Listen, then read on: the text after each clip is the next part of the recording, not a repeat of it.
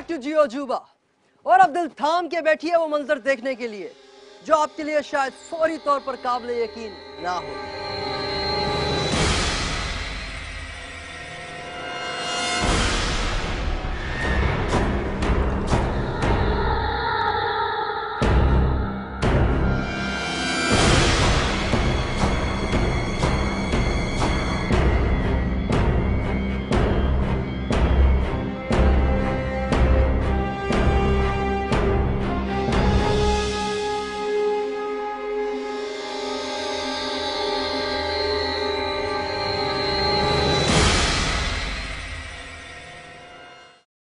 ये बोर्ड देखिए, इस पर लिखा है कि रेनीकोट का ये किला दुनिया का सबसे बड़ा किला है और ये अजीमुद्दीन दीवार इस किले का हिस्सा है या ये किला इस दीवार का हिस्सा है।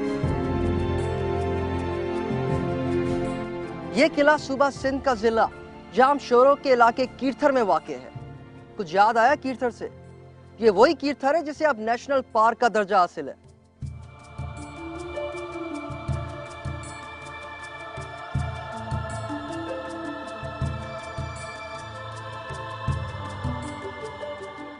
इस तवील दीवार और दीवारें चीन में मुशाबहत हैरत अंगेज है।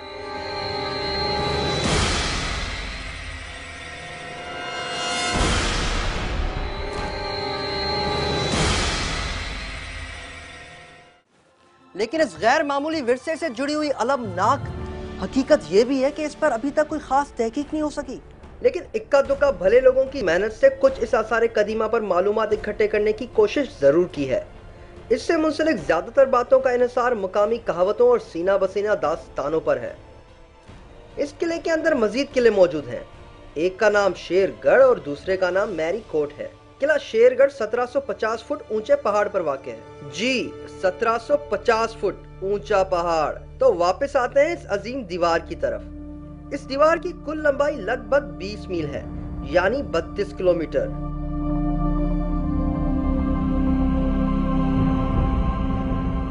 वीरानी इस किले का खासा है। तारीख और माहिरीन आसार कदीमा यकीनन इस हकीकत से नाखुश होंगे कि कई जगहों से इस दीवार का काफी हिस्सा पिछले कई सदियों से टूट फूट का शिकार हो चुका है और कई जगहों पे तो ये दीवार मुकम्मल तौर पर खत्म हो चुकी है।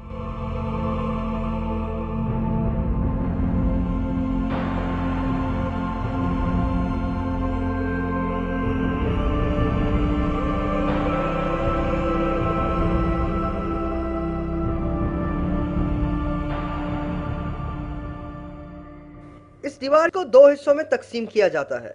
दीवार का एक हिस्सा इंसानी हाथ से बनाया गया है और दूसरा कुदरती है। दरअसल दीवार का कुदरती हिस्सा ऊंचे पहाड़ों उमूदी चट्टानों पर मुश्तमिल है, इसलिए इस हिस्से को नाकाबिले अबूर समझा जाता है। तस्वर कीजिए, इंसानी हाथों से बनी ये दीवार की इंतहाई ऊंचाई 30 फुट है, जबकि इसका कुदरती हिस्सा 2000 फुट तक बुलंद है। इस किले के जमाने कल मसीह से ताल्लुक होने के कई शवाहिद मिले हैं। कहा जाता है कि इसकी तामीर तारीख के कई अदवार में की गई और कई कौमों और हुक्मरानों ने इसकी तामीर में हिस्सा लिया। ये अहम पहलू भी इस दीवार और दीवार चीन में मुश्तरक है। कहने वाले इस अजीम दीवार की तामीर को सिकंदर आजम, चंद्रगुप्त मौर्य, चच, सुमरा, कल्होड़ा और टालपुर हुक्मरानों से जोड़ते हैं।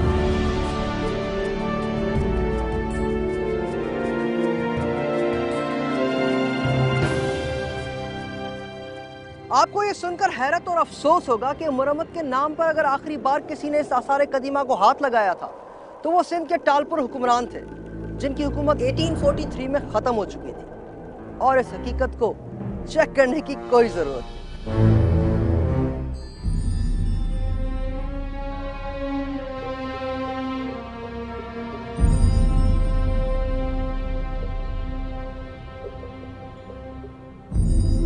समझ में नहीं आता कि मौरखीन और माहिरीन आसार कदीमा आखिर करते क्या हैं। अगर कुछ भी ना हो सका था तो कोई सरकारी तकरीब तो यहाँ हो सकती थी, कोई इंटरनेशनल कॉन्फ्रेंस, यहाँ किसी बहुत बड़े इवेंट का एहतमाम हो सकता था।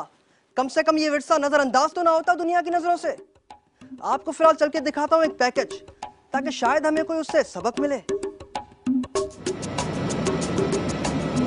4 दिसंबर सन 2009 दुनिया के बुलंद तरीन पहाड़ों और ग्लेशियर्स के बीचों बीच 5242 मीटर की बुलंदी पर काला पत्थर के मकाम पर नेपाल की कैबिनेट मीटिंग मुनक्किद की गई। नेपाल के वजीर आजम अपनी हुकूमत के कुल 27 में से 24 वजीरों समेत वहां मौजूद थे। सब ने नीली पट्टियां पहन रखी थीं, जिन पर हिमालय को बचाओ तहरीर था। इस मीटिंग का मकसद दुनिया की तवज्जो हिमालय की बिगड़ती हुई सूरत हाल की तरफ मबजूल कराना था। कोहे हिमालय पूरे बर्रे सगीर में पीने के पानी का एक अहम जरिया है। इन वजीरों ने मास्क और गर्म कपड़े पहन रखे थे, क्योंकि इतनी ऊंचाई पर सांस लेना दुश्वार होता है। वजीर माइक्रोफोन के जरिए बात कर रहे थे, क्योंकि तेज हवा में आवाज नहीं सुनी जा सकती थी। वहाँ वजीरों ने सागर माथा डिक्लेरेशन पर दस्तखत किए। इस मीटिंग की खबर दुनिया भर के टीवी चैनल्स ने दिखाई और इस तरह से नेपाली काबीना का असल मकसद भी बड़ी हद तक पूरा हुआ।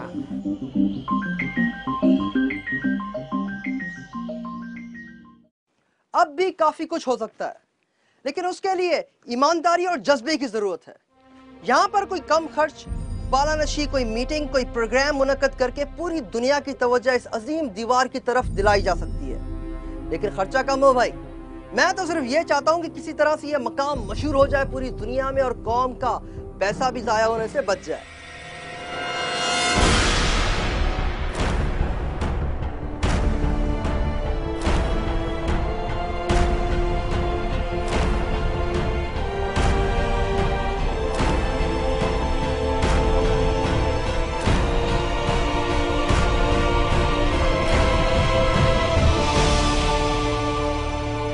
अजीब बात वो ये कि इस दीवार का अपना कोई नाम नहीं। इस दीवार को अब भी किला रनी कोट के नाम से जाना जाता है। कुछ बरस पहले कुछ दोस्तों ने मिलकर बाकायदगी से इस आसार कदीमा पर तहकीक शुरू कर दी और उन्होंने मिलकर इस दीवार को दीवार सिंध का नाम दिया। तो फिर आज से हम सब भी इसको दीवार सिंध के नाम से ही पुकारेंगे।